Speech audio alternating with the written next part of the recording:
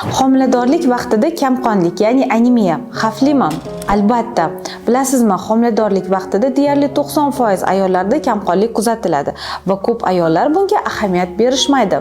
Kamqonlik, ya'ni anemiya degani bu butun organizmga kislorod yetishmayapti degani, ya'ni homilaga ham kislorod yetishmayapti degani. Kamqonlikni tug'ruq vaqtidagi qaysi asoratlardagi xavf tug'dirishi bu tug'ruq vaqtida ko'p qon ketib qolishi yoki bo'lmasam erta tug'ish xavfi, bundan tashqari tug'ruq dardini sustligi kabi asoratlarga sabab bo'lishi mumkin. Homilada esa tug'ilajak bola tug'ma kamqonlik bilan tug'ilishi va bunday bolalar immuniteti past, o'sish va rivojlanishdan biroz orqaroqda bo'lishi mumkin. Umuman olganda kamqonlikni bundan 100 yillar oldin shifokorlar faqatgina gemoglobinni tekshirib tashxis qo'yishgan.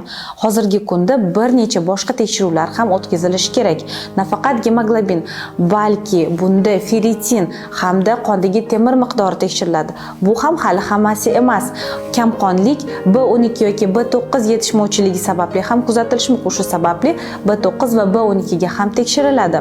Bundan tashqari qondagi oqsil miqdorini ham roli bor. Ya'ni qonda oqsil miqdori kam bo'lsa, sizda kamqonlik xavfi yuqori bo'ladi.